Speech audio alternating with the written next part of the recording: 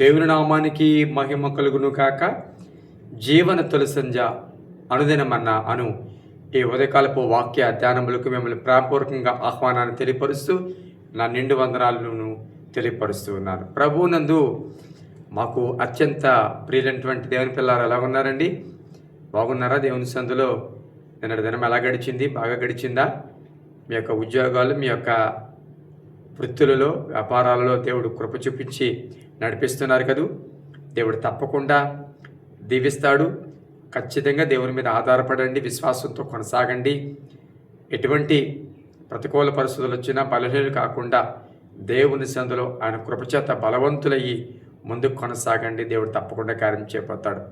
మరి ఈరోజు ఉదయకాలం ప్రార్థన చేసుకున్నారా? వాక్యం చదువుకున్నారా? ప్రార్థన చేసుకుని వాక్యాన్ని చదువుకుని అప్పుడు మీ దినచర్య ప్రారంభిస్తే అది మీకు ఆశీర్వాదము అని మీకు తెలియపరుస్తూ ఉన్నాను. ఉదయకాలం ఒక మాటను మీ దృష్టికి తీసుకురావడానికి నేను ఇష్టపడుతున్నాను. లోకాసువార్త 11వ అధ్యాయం. లోకాసువార్త 11వ అధ్యాయము 35వ వచనం. లోకాసువార్త 11వ అధ్యాయం 35వ వచనం. కాబట్టి నీలో నుండి వెలుగు చీకటై ఉండకుండా చూచుకొనము. నీలో ఉండు వెలుగు చీకటై ఉండకుండా చూచుకొనము. ఇది చాలా ప్రాముఖ్యమైన మాట. ముఖ్యంగా క్రైస్తవులుగా, ఒక సంఘానికి వెళుతున్న వారుగా, దేవుణ్ణి మేము ఎరిగి ఉన్నాము, తెలుసుకున్నాము, రక్షించబడ్డాము అని చెప్పేవారుగా ఉంటున్న ప్రతి ఒక్కరికి కూడా ఈ మాట చాలా అవసరం. ఎందుకంటే వెలిగించబడ్డం ఎంత ప్రాముఖ్యమో ఆ వెలుగు చీకటి అవ్వకుండా కాపాడుకోవడం ప్రాముఖ్యము. అవును, వెలుగు మరలా చీకటిగా మారుతుందంటే ఎస్, మారుతుందని వాక్యం చెప్తుంది. ఆ వెలుగు చీకట అవ్వకుండా చూసుకోవాలి. ఒక వెలుగు ఎప్పుడు చీకటి అయిపోతుంది అంటే, వెలుగు పోయింది అంటే మరుక్షణమే అక్కడ వచ్చేది చీకటే కదా. అవును కదా. ఒక కొవ్వొత్తి ఆరిపోయింది అనుకోండి, మరుక్షణం అక్కడ కనబడేది చీకటే.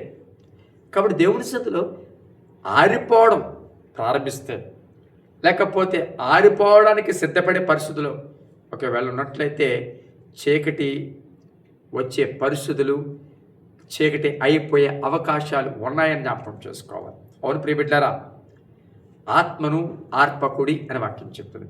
ఎందుకంటే ఆత్మ లేకపోతే దేవుని సన్నిధిలో అది మనకి దీపము. అవును ప్రభు, అవును, దేవుని సన్నిధిలో అది దీపం. కానీ ఇది ఆరిపోతుంది. ఈరోజు చాలామంది ఆత్మీయ జీవితాలలో ఆ ఆత్మ ఆరిపోతూ ఉంది, ఆ దీపం ఆరిపోతుంది.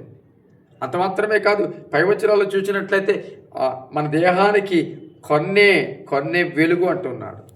అవును, చాలా చోట్ల ఆధ్యాత్మిక అంధత్వం ఈరోజు మనుషుల్లో ప్రవేశించి దేవుడు వారి పట్ల ఏం కార్యం చేయబోతున్నాడో అది ఎరగని వారిగా, దేవుడి ఉద్దేశాలను చూడని వారిగా, దేవుడి ప్రణాళికలు గుర్తించలేని వారిగా, దేనికి దూరం అయిపోతున్నాం, దేనికి దగ్గర అవుతూ ఉన్నాం.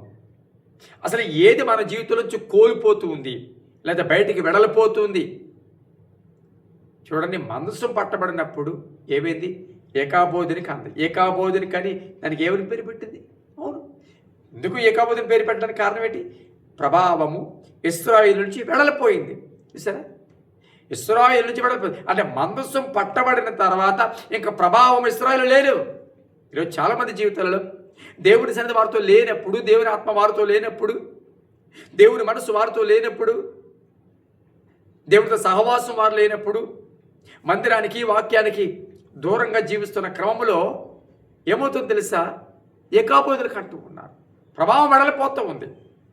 ఈ వర్తమానం వెంట ప్రియబిడ్డరా, మన జీవితాలలో వెలుగు చీకటైపోతుందేమో. వెలిగించబడిన వాడు ఎక్కడ ఉండాలంట? దీపస్తంభం మీద ఉండాలంట. ఎందుకు దీపస్తంభం మీద ఉండాలంట?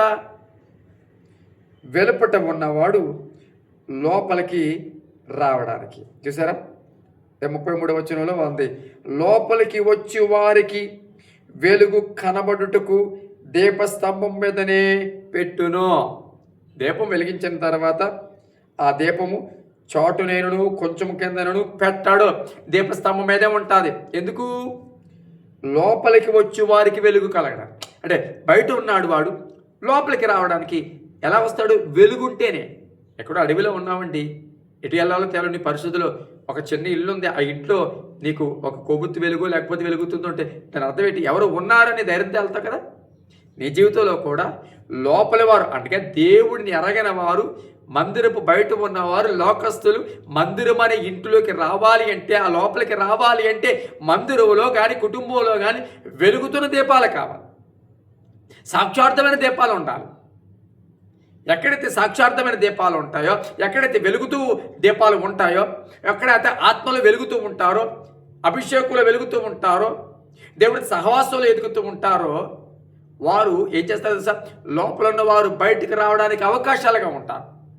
ఈరోజు చాలామంది బయట ఉన్నవారు బయటే ఉండిపోతున్నారు, లోపలికి రాకపోవడానికి కారణం తెలుసా? లోపటి చీకటి ఉంటుంది, బయట చీకటి ఉంటుంది. బయట ఉన్నవాడు అలాగే చీకట్లో ఉన్నవాడు, కానీ లోపల కూడా చీకటి ఉంటుంది. లోపల చీకటి ఉంటే బయట ఉన్నవాడు ఎందుకు మరలా ఒక చీకట్లో ఉన్నవాడు మరొక చీకట్లోకి వెళ్ళాలనుకోడు.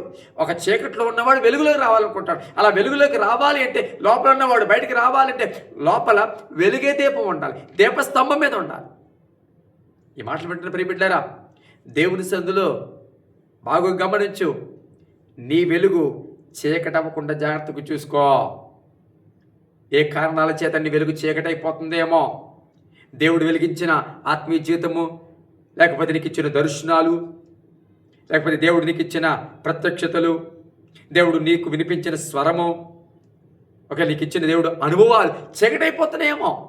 స్నేహితులతో కలిసి లేకపోతే లోకంతో కలిసి వాక్యానికి దూరం అయిపోయి చెడు సహవాసాలు మరలా ప్రారంభించి, విడిచిపెట్టిన బలహీనతలు మరలా ప్రారంభించి, విడిచిపెట్టిన చెడు స్నేహము మరలా ప్రారంభించి, పర్వాలేదులే వాళ్ళు చెడిపోయినా నేను బాగానే ఉన్నాను, నాకేం కాదులే అని ఒక మొండి ధైర్యంతో వెళుతున్నావేమో. ఒక అజ్ఞానముతో, ఒక అనాలోచనతో ఒకవేళ కొనసాగుతున్నావేమో. జాగ్రత్త, వాక్యం చెప్తుంది, నీ వెలుగు చీకటైపోకుండా చూచుకో. వెలుగు చీకటైపోతుందేమో, జాగ్రత్త. వెలుగు చీకటైపోయిందంటే నువ్వు చీకట్లోకి వెళ్ళిపోయినట్టే. వెలుగు లేదు అంటే నువ్వు చీకటైపోయినట్టే. చీకటి సంబంధులు దేవుడి రాజ్యానికి చేరరు. చీకటి వారికి ఒక గది ఉంది, చీకటి వారికి వేరే స్థలం ఉంది, అక్కడికి వెళ్ళిపోతారు, అక్కడికి పంపించేస్తాడు. అక్కడ ఏడుపు పండ్లు కొరుకుతూ ఉంటారు. కాబట్టి వాక్యం ఏంటి ప్రియబిడ్డారా, దేవుని సందులో దేవుడు నిన్ను వెలిగించాడా? దేవుడికి ప్రత్యక్షతనిచ్చాడా? ఆత్మలో వెలుగుతున్నావా? పరిశుద్ధాత్మలో వెలుగుతున్నావా? దేవుడి సహవాసంలో వెలుగుతున్నావా? వాక్యములో వెలుగుతున్నావా? అయితే అది చీకటి అవ్వకుండా జాగ్రత్త చూసుకో, కళ్ళు మూసుకో. పరిశుద్ధుడైన తండ్రి, నీ పరిశుద్ధ నామానికి స్తుతులు స్తోత్రాలు చెల్లిస్తున్నాను. ఈ మంచి సమయాన్ని బట్టి, దినాన్ని బట్టి నేను స్తుతిస్తున్నాను. మమ్మల్ని ప్రేమించావు, మరొక దినం ఇచ్చావు. ఇంకోనైనా ఉదయకాలం మీరు మాట్లాడారు, స్తోత్రాలు. మా వెలుగు చీకటి అవ్వకుండా చూసుకోమంటున్నాను. నిజమే తండ్రి, వెలిగించబడ్డామని సంతోషం ఎంత ప్రాముఖ్యమో, ఆ వెలుగు చీకటి అవ్వకుండా మెలకువ కూడా అంతే ప్రాముఖ్యం, జాగ్రత్త కూడా అంతే ప్రాముఖ్యం. ఎవరైనా బిడ్డలనైనా ఒకప్పుడు వెలిగించి ఈరోజు ఒకవేళ చీకటి వైపు ప్రయాణం చేస్తూ ఉంటే వారితో మీరు మాట్లాడని, దర్శించండి నాయన, వారిని బలపరచండి నాయన. ఎందుకంటే నాయన, లోపలికి బయట ఉన్నవాడు రావాలి అంటే నాయన, లోపల వెలుగుతున్న దీపము దీపస్తంభం మీదే ఉండాలి, నీతోనే ఉండాలి, నీ చేతిలోనే ఉండాలి. కాబట్టి వెలుగుతున్న దీపాలుగా ఉండి అనేక మందిని లోపలికి ఆహ్వానించేలాగా, ఆకర్షించేలాగా మమ్మల్ని కృపదయించండి.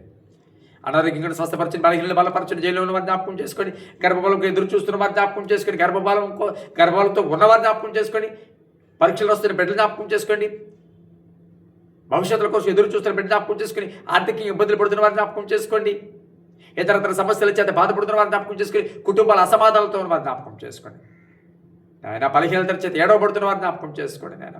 ఆధ్యాత్మిక స్థితిలో పడిపోయిన వారిని జ్ఞాపకం చేసుకుని బలపరచండి. వారితో కూడా మీరు మాట్లాడి దర్శించండి. ప్రతి ఒక్కరిని మళ్ళీ తిరిగి లేవనెత్తమని యేసు నామమున అడుగుచున్నాం తండ్రి, amen. Thank you, God bless you.